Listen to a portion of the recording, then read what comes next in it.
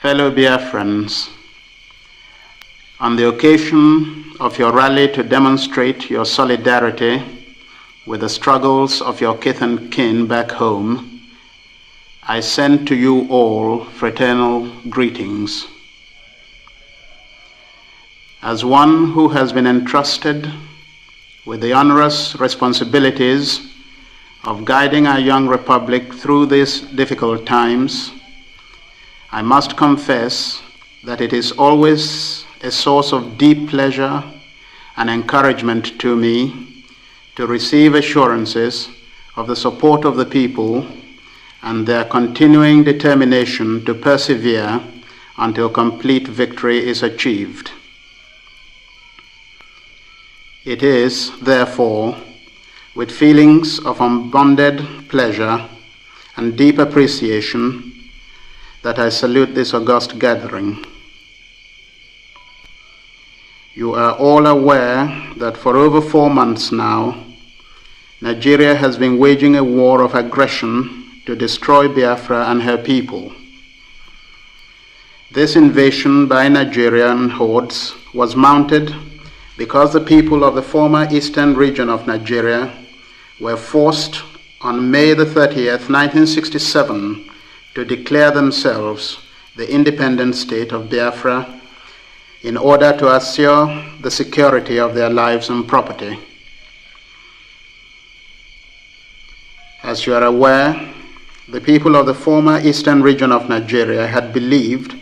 as if it were an article of faith, in the concept of a united Nigeria. No section of the then Federation of Nigeria had worked as assiduously for the attainment of this ideal as did Eastern Nigeria and her people. No section had made as many and varied positive contributions towards the realization of true unity. Having over the years spearheaded the movement for closer union, having demonstrated our faith in Nigeria in concrete terms, by allowing our sons and daughters to sojourn in other parts of the country, thereby contributing tremendously to the development of such areas to the neglect of our own, it was a hard decision for us to take to opt out of a federation in which we had invested so much. But we had no real choice. Over the years, our erstwhile compatriots had made it clear in unmistakable terms that they did not want us in the Federation. Since the 1950s, our people were expropriated and discriminated against in parts of Nigeria other than their own. Furthermore, the experience of the 3 harrowing waves of remorseless genocide in 1945, 1953, and especially in 1966, involving a total of nearly 40,000 dead and countless others maimed or destitute, provided an object lesson which could not but be taken seriously. Self-preservation is probably the strongest human instinct, and it is this that has compelled the harassed and persecuted people of Eastern Nigeria to seek refuge in their own home and amongst their kindred. As a proverb of one of our Biafran languages has it, a man who is rejected by others cannot reject himself.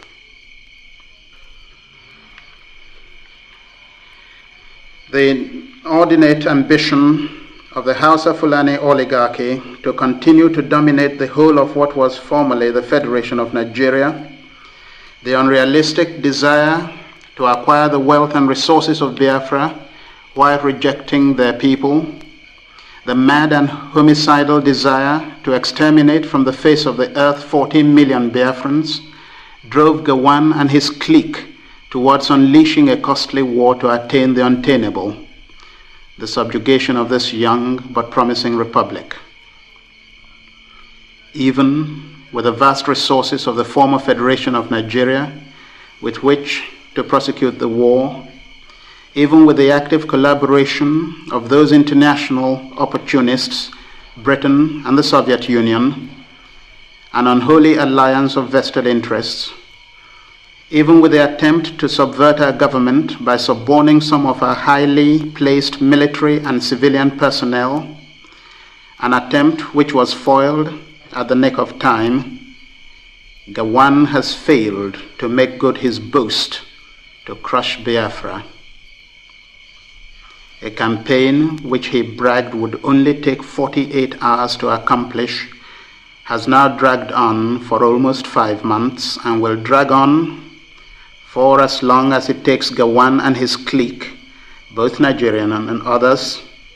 to realize that nothing can shake the will or crush the spirit of a determined people.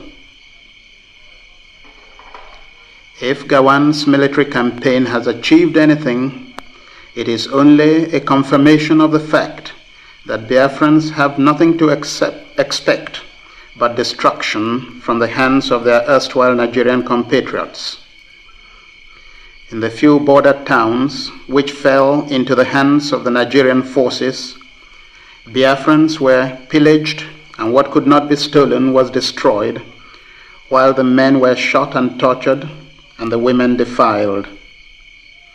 Even foreign correspondents have testified to the massive killings of people of Biafran origin and a particular ethnic grouping in the Republic of Benin when that young republic fell into the hands of the Nigerians as a result of treachery.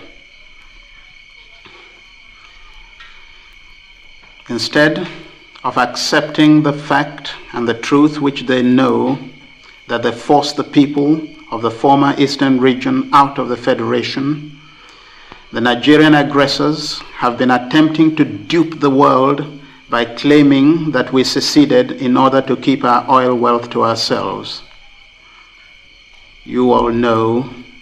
that in spite of our oil and other resources, the former eastern Nigerians were always the greatest advocates of unity.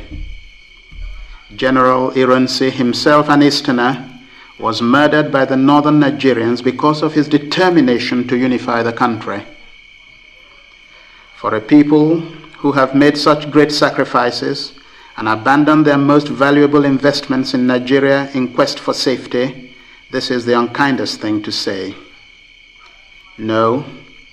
it is the Nigerian leaders themselves who are in fact guilty of what they accuse us of, and have shown beyond doubt that they are only interested in having our resources and not our people. Our detractors